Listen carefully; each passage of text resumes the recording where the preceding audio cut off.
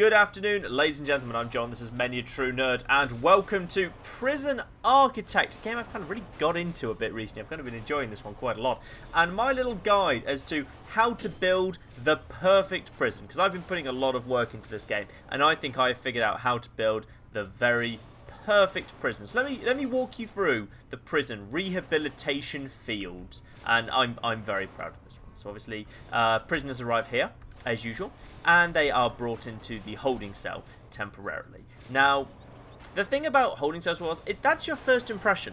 That is your first impression of a prison. And I felt like the basic criteria was a little bit stingy. So rather than just having the bench and the toilet, which is quite frankly a little bit impractical, I decided I was going to have the bench. Obviously, the toilet is obviously out of the way and behind an unlocked door. There's also a pool table for keeping people entertained, so that is good. Obviously, people come in, but generally they don't have to stay in the holding cell. We always do have capacity. You notice at the top there we already have spare capacity available, so no need to worry about that at all. People come straight through here, they pass through the metal detectors, and then they are inside the wider complex. Basically, we are taking on the view that obviously what we need to do here is we need to present our prisoners with a nice environment, a very nice environment. Here comes some people. Here comes some lovely people to visit. They're visiting Kong. Very good. We believe that kind of if we give people a nice environment, they're more likely to behave well. So obviously we've grassed over the whole area and we've built these lovely stone paths.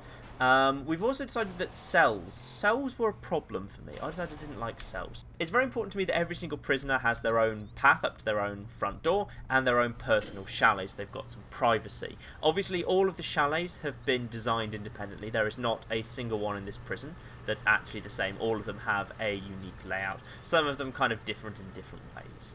So some of them have maybe a bigger sofa, and some of them have maybe a little bit more space on the ground. What they all, however, do have is every single chalet has its own personal shower room. Some a little bigger than others. So again, there's compromises, and because we've got spare capacity, there will be nothing to stop people moving around. You'll probably notice, of course, first up that there's no locks on any of the doors. Again, I felt that was a little bit unfair. Technically, there is in the regime, there is time when the prisoner is supposed to go to their room, but we kind of felt like if they wanted to come out of their room, they should, they should be free to do so. So when we don't lock them in, they're free to come and go as they choose. Obviously, you'll notice that we didn't really like having this view of the road here because obviously there's traffic. So we also planted a line of trees here to try and mask the noise and the sound a little bit. We felt like this wasn't so nice having the supply trucks here. So we kind of did some work there. So you'll also notice that in plenty of the houses we've kind of got a lot of big, large windows going on. A sprinkler system in every home, obviously, just in case there's ever a fire risk. Books. Every room has its own TV as well, which is very, very important. So if we head over this way, you'll notice that we do keep all the staff within the main prison complex. We do not keep those guys locked away at all. So all of the prisoners at any time can just kind of literally walk right up to the staff and go inside the staff rooms. So it's kind of an incentive for my staff to behave because the prisoners can come in at any point and stab them if they are unreasonable. Also, you notice we do have CCTV in this prison, but you'll also notice that the only rooms that the CCTV actually links, that we actually have CCTV in, is, aside from the entrance and the exit, it's actually the staff rooms themselves. So the prisoners, if they want to, can come into the security room at any point, door is unlocked, and they can keep an eye on what the psychologist, the warden, the accountant, and the chief are up to. So it kind of keeps my staff honest as well. What I'm most proud of, however, is if we kind of go up into the central plaza of rehabilitation fields, we've got this kind of what I think is a rather lovely little setup there. Don't mind modelling then. He's just generally had a bit of problems adjusting since he transferred in from Hellstat. So we've put a little kind of town centre in the centre of the prison here. So a couple of things that I like. One, the visitation room is obviously a very large central part of this. We didn't put the visitation room kind of right down here by the holding cell. The visitation quarter is like right in the town centre. We kind of felt like it was really important that the prisoners felt like they could bring their families into this environment. So they didn't feel like cut off or that it was some sort of special privilege to visit their family. That their family could come and see them whenever they wanted to. here's a nice one that I liked. We made sure that the staff room and the common room were in a shared facility, because we didn't want to feel that like the staff were separate from the prisoners. So the staff and the staff room and the common room, yeah, same facility. They can kind of interact with each other right there. We do keep a doctor on call 24 hours a day with 2 medical beds, just in case that's ever required. There is a gym that's open, again, 24 hours a day. Large yard for people to be in whenever they want, which is very, very nice indeed. Huge classroom, education, very, very important part of this facility as well. Here we are. They're coming in for lunch. It's a very nice facility that we've got going on here. We keep a decent sized number of chefs on hand, and we also the food is a very high quality and high variety. There you are, meal quality high, meal variety high. So it's relatively expensive. We do feed them to the tune of $30 every single day, but you know what, I think that's worth it. You know, everyone's got a really nice bit of food variety going on there. Everyone's always very, very happy. And we also wanted this to kind of be a nice area you could hang out in as well as just eating in, so we put some sofas in here, and we put a couple of toilets up here too. You'll notice on this side of the facility there's kind of some more chalets, again, all completely independently designed and independently decorated as well. So I think that's very nice. I quite like that one. Not sure about the flooring, I'm not sure about the design. I might kind of I might redecorate that one at some point. But this is a nice one. This was one where they get their own pool table, which is rather cool, I think. So, but they make some sacrifices in terms of the amount of floor space elsewhere. So, you know, there's compromises to be made here. Obviously, rehabilitation fields is quite under demand, so we had to build some double chalets over on the far side of the facility here. Though what's very important to me is that they compensated for that in some way. So obviously there's a shared entrance area here. Each of the cells still has everything that it requires, but they get a bigger shower area, so it's a very nice large shower area. Oh, this one I quite like. This one is 2 cells, a large shower area, but also a common room. So the 2 of them can hang out together in common space. There's chairs for both of them and a bookcase. They can both get a book, read here in the evening. It's very, very nice indeed. I quite like that. So I think that works quite well. Here comes one of the janitors, just kind of doing some cleaning by the looks of it. One of the things I do kind of really like about this place is there's actually more janitors than there are guards.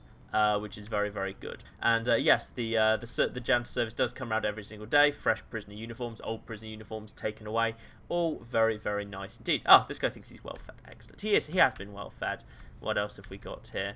Yes, here we are. We're in the middle of cleaning service at the moment, so there's a few laundry baskets dotted about. Sometimes I do have to manually get those to be replaced because the AI seems to have a little bit of trouble with laundry baskets, but never mind indeed. And obviously we do try when we're separating out the room and the toilet area, because the cell technically does have to have a toilet in it. We do always redo the toilet area in traditional white tiling so that it does feel like there's a separation of space. We've also tried to do that with the buildings here, so we do try and keep the toilets out of the way in their own little cubbies, just to make sure that, you know, no one ever feels like their toilet is actually in their room. It feels like it's separate. Here we are. Here's another kind of area where there's some kind of shared common space with some big chairs there.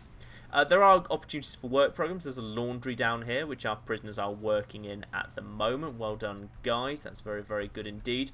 And there's other things as well. We do obviously have the education program, which is happening at the moment. It's fairly low level at the moment. He's just doing the basic program rather than the senior one. It's not a huge attendance at this exact moment in time, but you know, we've got the capability to grow, and the cost is worth it. The cost is definitely worth it. And meanwhile, we also do a work program in the kitchen. So these chappies here are learning how to work in the kitchen. Some of them might have already passed it, actually. Let's see who these guys are. Yeah, this guy's actually... Oh, wow, this guy's doing well. He's actually passed his foundation education program and his kitchen safety and hygiene program. So he's doing quite well. Well done, him. Yeah, his reoffending chance is down to 14%. So, yeah, I think that's a pretty good result. And yep, this guy's also passed his kitchen safety and hygiene, so he's helping out in the kitchen now, and his reoffending rate is down to 23%. So, you know what, I'm pretty happy with that.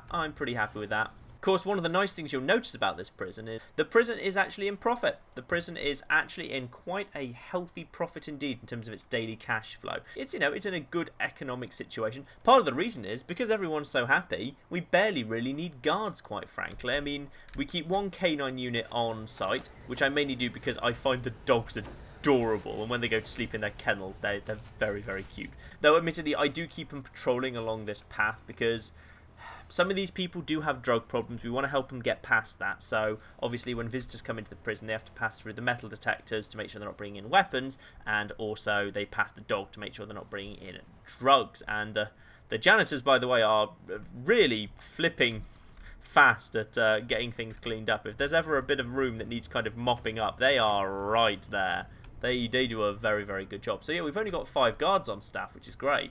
We keep 6 janitors but only 5 guards, and I think that's a very healthy thing to do, quite frankly. And as a result, everyone's very, very happy. The danger level is almost consistently low. Everyone says they're well treated. Everyone says they're well fed. The prison turns a healthy profit. There's never any trouble. This whole prison just works nicely. It works very, very nicely indeed. There's Maudlin again. Looks like it's yes, time for him to eat dinner, but Maudlin is slightly struggling with alcohol. He's never been the same for a while recently, but yeah, we search his room occasionally. We find some things. Maudlin, I think, is a little bit stressed out because Maudlin knows he's on a warning. He's been found with contraband in the past, so he really needs to sort himself out. And as everyone comes out after dinner, obviously there are plenty of phones, enough phones for everyone here in the public area, so everyone can kind of go to the gym, enjoy some free time. We don't really have kind of much in the way of lockdown. In fact, there's basically no lockdown on the regime at all. You'll see here that there is sleep, free time, shower, free time, eat, work. But work is really nothing more than the work programs, really. So it's education that goes in work time. It's learning how to use the kitchen. There's not really any kind of hard work that goes on here, quite frankly. Arguably, some people do help out in the laundry down here, so that's probably the hardest thing going. But other than that, looks like it's the end of the day. And as usual, absolutely no trouble and no incidents whatsoever. Nothing at all. My janitors run a little team of 3, hurrying to clean up all the rooms, because you notice everything is pretty much sparkling. There's really no mess anywhere. There's fresh linen lying on all the beds ready to be used. It's just a lovely place to be, quite frankly. And there we are. We approach 11 PM. All the lights come on. Obviously, we've got kind of plenty of lights. We do keep plenty of lights on, so it's always well lit. We always keep. Everyone's got lights outside their own front door, and now I think everyone is just turning in. We won't force them to go to bed. Obviously, they might want to stay up and enjoy some nice TV. This guy's Matt Taylor. Matt Taylor's gone straight to bed, and he's still got some work to do. He's still at 56% chance of reoffending. You know what, maybe we'll get him into a reform program. Hopefully we will get him into a reform program. But obviously, basically no one's got any recent misconduct. There's been no disciplines. There's been no problem of that nature whatsoever. All in all, it's just gone very, very well indeed. So yeah, this is just, I think, a lovely prison. A lovely prison that's just kind of kept going by the fact that we treat people with respect. We give them nice conditions. We give them access to everything they could really want. And as a result, we just never really have any trouble whatsoever. Ah yes, and here come the gardeners. They work all night, kind of keeping the grounds looking lovely. The fully grassed over grounds, very, very nice indeed. More trees, obviously, for further privacy between these two sets of houses to make sure they don't look on each other. We've kind of very carefully put trees to try and make sure everyone's got a nice view of some greenery. But there we go. That, ladies and gentlemen, to my mind, is how you build the perfect prison in Prison Architect. You give everyone their own little chalet. You give everyone respect. You don't lock anyone away. You give everyone access to education and a massive yard and lovely high quality food, and as a result you barely even need guards. That's all it is. It's just respect, freedom, and making sure everyone knows that if they misbehave, they're being transferred straight back into Hellstadt. Maudlin, 97% reoffending chance, which is unfortunate, because obviously the first time you get into trouble, you get transferred into this prison, but second time you get into trouble, you don't get sent here anymore. You get sent to Hellstadt. Hellstadt, Hellstadt, Hellstadt, Hellstadt, Hellstadt, Hellstadt, Hellstadt, Hellstadt, Hellstadt, Hellstadt, Hellstadt, Hellstadt, Hellstadt, Hellstadt, Hellstadt, Hellstadt. And that, Maudlin, is why you probably ought to behave. Anyway, ladies and gentlemen, thank you very much for watching. Thank you very much for listening. I've been John. This has been Many a True Nerd. And this has been Prison Architect, how to build the perfect prison. It's mainly a case of letting them know where else they could be sent. Thank you very much, and goodbye. Good dodge, man. Question is, can you keep it up, cop? Oh, no, you can't. Ooh, nice. Oh, didn't quite get that one, though. We are going to the gun store in style. Oh, where's my partner? Oh, he's not here. Oh, so long, loser.